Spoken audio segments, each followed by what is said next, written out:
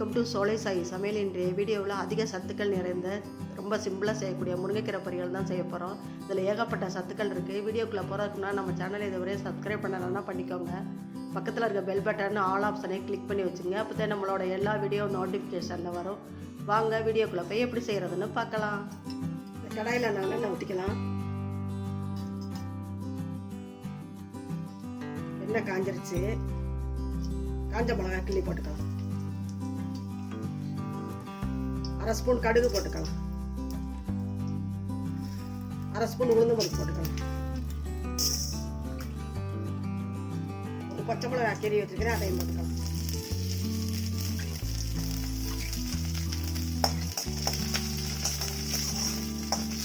கடுகு நல்லா பொரியணும். கடுகு பொரியிற டயத்தில் பெருங்காயத்தையும் போட்டுக்கலாம்.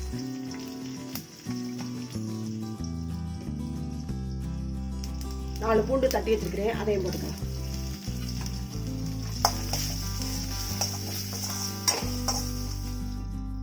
பெரிய வெங்காயம் அரிஞ்சு வச்சிருக்கிறேன், அதையும் போட்டு வதக்கிக்கலாம். இதில் கீரைக்கு தேவையான அளவு உப்பு போட்டுக்கலாம். வெங்காயத்தோட சேர்ந்து வதங்கிடும், சீக்கிரமாக வதங்கிடும்.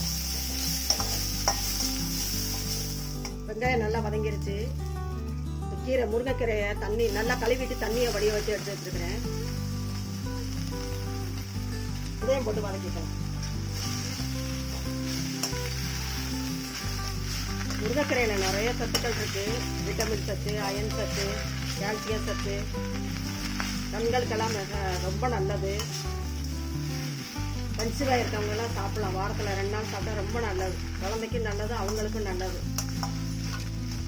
நிறைய சத்துக்கள் இருக்கு, சொல்லவே முடியாது. முருங்கைக்கீரையில் அடை செய்யலாம், ரொட்டி செய்யலாம், சூப்பு செய்யலாம், இந்த மாதிரி பொரியல் பண்ணலாம், கடையலாம்.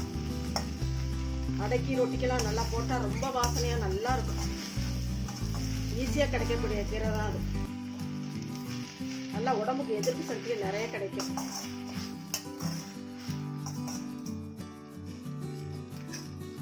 தண்ணி ஊற்றி வேக விட வேண்டாம், தண்ணியை தொளிச்சுக்கலாம். நல்லா வேக, ரொம்ப நேரம் வேக விட வேண்டாம், 2 நிமிஷம் வந்தால் போதும். மூடி வச்சுக்கலாம். கீரை நல்லா வந்துருச்சு. ஓரம்பருப்பு வேக வச்சு எடுத்து வச்சுக்கிறேன், இதையும் போட்டுக்கலாம். ஓரம்பருப்பு வேக வச்சு போட்டிங்கன்னா நல்லா இருக்கும், நல்லா டேஸ்ட்டாக இருக்கும். தேங்காய் பூ துருவி வச்சுருக்கேன், அதையும் போட்டுக்கலாம். தேவையான அளவு போட்டுக்கலாம். இதிலே வாழைப்பூ போட்டு கூட செய்யலாம். நல்லா சாம்பார் சாதம், ரச சாதம், நாங்கள்லாம் சாப்பாட்டில் போட்டு இதை இந்த கீரையை போட்டு பிசைஞ்சு சாப்பிடுவோம், நெய் ஊற்றி. ரொம்ப நல்லா இருக்கும்.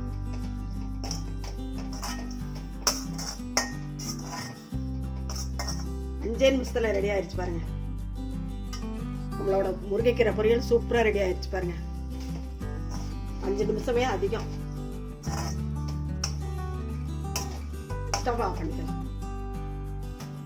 இதே மாதிரி ஹெல்த்தியான முருங்கைக்கீரை பொரியலை நீங்களும் செஞ்சு பாருங்கள். செஞ்சு பார்த்துட்டு எப்படி இருந்துச்சு உங்கள் கருத்துக்களை கமெண்ட்ஸில் சொல்லுங்கள். இந்த வீடியோ பிடிச்சிருந்தா லைக் பண்ணுங்கள், ஷேர் பண்ணுங்கள். நம்ம சேனலுக்கு மறக்காமல் சப்ஸ்கிரைப் பண்ணுங்கள். நன்றி, வணக்கம். அடுத்த வீடியோவில் பார்க்கலாம்.